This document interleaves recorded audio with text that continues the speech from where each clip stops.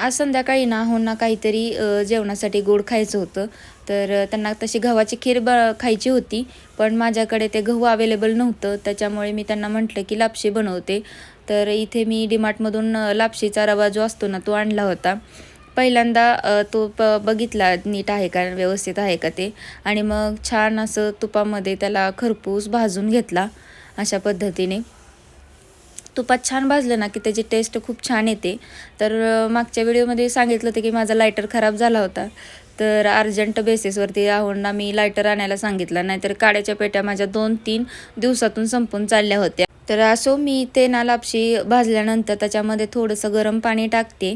गरम पाणी टाकून झाल्यावर ना थोडंसं हलवायचं आणि 1 ते 2 शिट्ट्या होईपर्यंत ना मी त्याला चांगलं शिजवून घेते.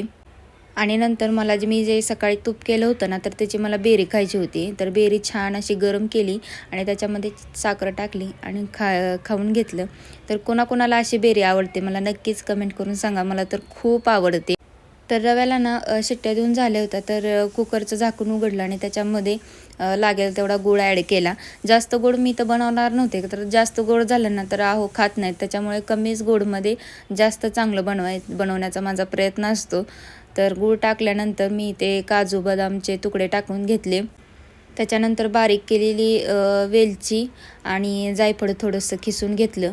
ह्याच्याने ना छान सुगंध येतो आणि टेस्टला पण छान लागते लापशी. तर थोडंसं जायफळ किसलं आणि मग त्याच्यानंतर बघा एक शिट्टी काढून घेतली अजून एकदा. तर किती छान माझी लापशी तयार झालेली.